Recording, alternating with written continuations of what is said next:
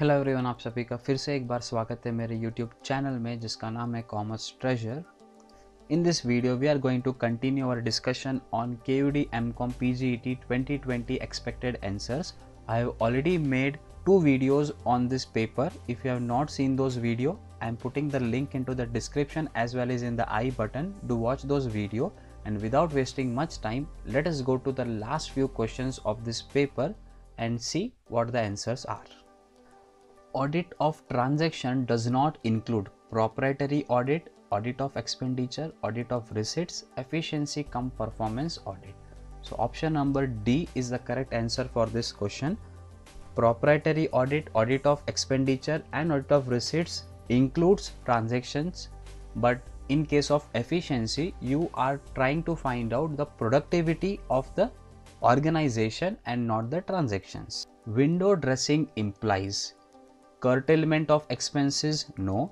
Checking of wastages, no.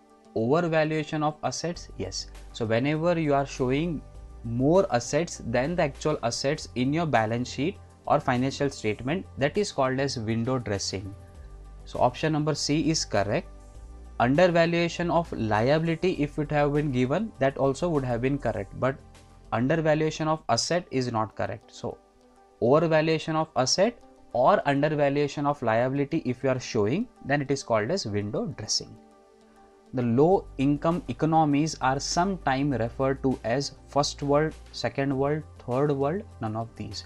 So low income, always remember this is about third world. First world countries are the developed economies which are very rich and have high income, which includes France, USA, UK, Japan, etc.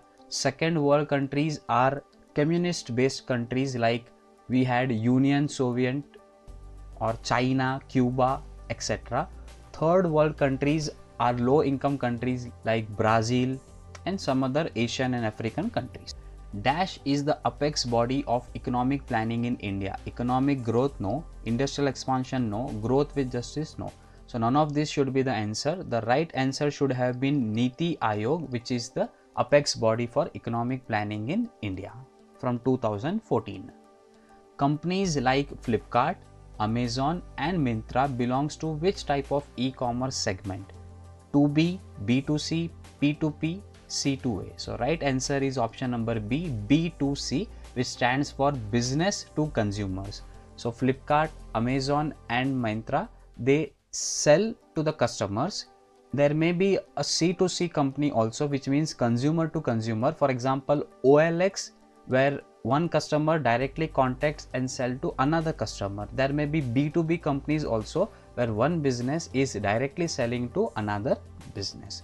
So these are some popular e-commerce segments. From the alternative models of B2B e-commerce, which one is the best means to acquire competitive advantage in market? So always remember, whenever you have to apply and acquire competitive advantage, you should always go into strategic relationship. So when you enter into strategic relationships, your business grows and your competition will come down. Thereby, you also gain competitive advantage than your competitors. ABC analysis is an inventory control technique in which inventory levels are maintained. No. Inventory is classified into ABC category, with A being highest quantity and lowest value. No, it is half correct. Inventory is classified into ABC, correct. A being the lowest quantity but the highest value. So you classify the categories of goods into ABC. A will be less in quantity but their value is going to be high. Then C is going to be more in quantity but the value is going to be less. So this is how you classify under ABC analysis. So option number C is correct for this question. The next is a practical based question. You have to find out raw material consumed. So they have given you raw materials purchased, opening stock is given, purchase return is given and closing stock of raw material is given. So how do you compute raw materials consumed? Raw materials consumed is equal to your purchase of raw materials minus purchase returns if there are any, Then to that you add opening stock of raw materials minus closing stock of raw materials. So let us see in this case, purchase is 1,20,000 rupees minus 10,000 you are returning back, plus opening stock is 35,000 and closing stock is 20,000. So 1,10,000 plus 35,000 minus 20,000. So when you solve this, you get 1,25,000. So which is option number B. Unabsorbed depreciation can be carried forward for setup for a period of 4 years only? No. For a period of 8 years? No. For an unlimited number of years or indefinite time. So this is what you can remember. Unabsorbed depreciation you can carry forward for unlimited time. If it is house property, then it is for 8 years. If it is capital gain, then also it is for 8 years. If it is non-speculative business, then also 8 years. In case of speculative business, it is 4 years, and in case of horse race maintenance, then also it is 4 years. So these are some important set off and carry forward points which you need to remember. Setting a low initial price to attract a large number of buyers quickly and cover the large market share is known as skimming, value-based pricing, penetration, going rate. So option number C, penetration pricing is correct, where you charge less price in order to attract a large number of customers. The best example for this is Jio SIMs. Initially, they gave it at a very lesser price to attract large number of customers. Skimming pricing is nothing but whenever you charge high at the start of the product launch and then you go on reducing. For example, mobile phones. So new mobile phones, the rate is very high, and then once it becomes old, the rate goes on declining.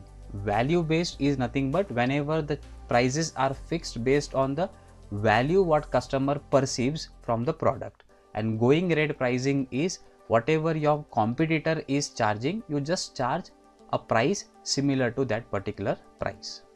A contingent contract dependent on the non-happening of a future uncertain event becomes void when such event happens, does not becomes impossible, both A and B does not happens. So what I think for this question, option number C, that is both A and B should be the correct answer, because you are doing a contingent contract which may or may not happen, and you are doing a contract for non-happening of a future event. Then if it happens, then it becomes void.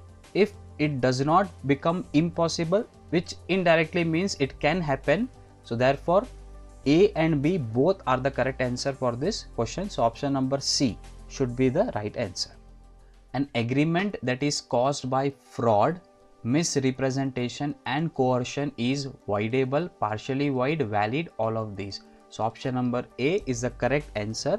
Voidable is nothing but which can be avoided. So whenever a agreement is not based on free consent, whenever someone is doing a agreement by fraud or by influencing someone or by threatening someone, then it is called as voidable agreement. Who reviewed the working of industrial licensing under Industrial Act 1951 made sensational disclosures? Dr. R.K. Hazari, Subbimal Dutt, P. Swaminathan, none of the above. So both Hazari and Dutt committee were responsible for reviewing the industrial licensing. The first time it was done by Dr. R.K. Hazari committee, and they gave their disclosures on industrial licensing, which was followed by the Dutt committee, which came after few years of the Hazari committee. So option number A should be the right answer. In which of the following countries first industrial revolution took place? France, Germany, England, USA. So the first time industrial revolution took place in Great Britain, which is called as England now, or UK. Then it spread to Germany, France and USA. What is the intersection of a column and a row on a worksheet called? Column, value, address, cell. So very simple. In a worksheet, the column and rows intersection is called as a cell. So option number D is the correct answer. What is Microsoft PowerPoint? Spreadsheet program? No. MS Excel is a spreadsheet program. Database program, no. MS Access is a database program. Presentation program, yes. So MS PowerPoint or Microsoft PowerPoint is used for doing presentation. So it is a presentation program. So this is all about 2020